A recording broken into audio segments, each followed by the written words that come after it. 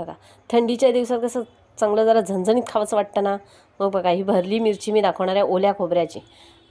त्याच्यासाठी काय लागणार आहे आपल्याला, हे ओलं खोबरं 1 वाटी आहे, ते मी मिक्सरमध्ये बारीक करून घेतलेलं आहे। त्याच्यानंतर या वाटीच्या साह्याने 2 वाट्या धणे, 1 वाटी बडीशोप आणि पाव चमचा जिरं आहे। ही चिंच आहे, माझ्याकडे गूळ पावडर होती म्हणून 1 चमचा गूळ पावडर घेतलेली, पाव चमचा हळद आणि अंदाजाने मीठ घ्यायचं आहे। आता आपल्याला सर्वप्रथम काय करायचं आहे माहिती आहे, धणे बडीशोप आणि जिरं भाजून घ्यायचं आहे आणि मिक्सरला काढून घ्यायचं आहे। पाय आपण ही पावडर बनवून घेतलेली आहे। आता काय करायचं आपल्याला, हे खोबरं आहे ना त्याच्यामध्ये पावडर घालून घेऊयात।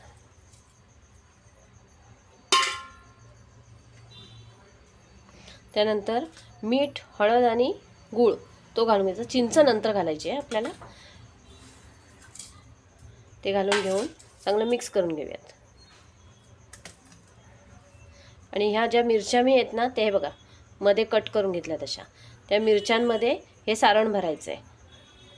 पहा अशा पद्धतीनं आपण सगळ्या मिरच्या भरून घेतलेल्या आहेत आणि ही चिंच आहे ना त्याच्यामध्ये पाणी घालून उमळत घातलेली आहे। आता एक साईडला ना आपण एक कढई घेतली, त्याच्यामध्ये थोडं तेल घातलेलं आहे। ते आपलं तेल गरम झालेलं आहे। आता काय करायचं माहिती आहे, या मिरच्या आहेत ना त्या त्याच्यामध्ये सोडायच्या।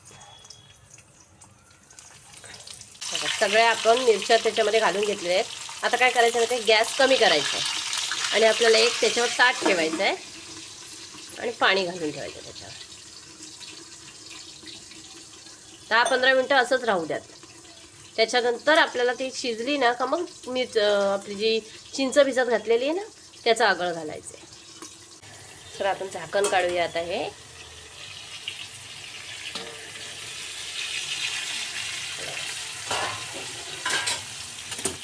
काय करायचं माहिती का, हे आहेत ना पलटी करायची आहेत सगळ्या।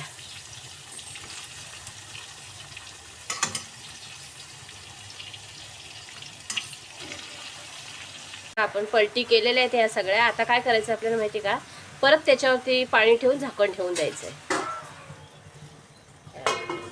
परत 5-1 मिनिट ठेवून द्या। चला आता आपण ना झाकण काढूया।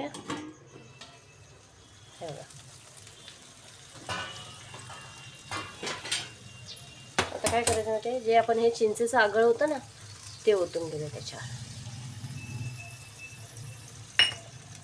आणि पुन्हा ते परतवून घ्यायचं।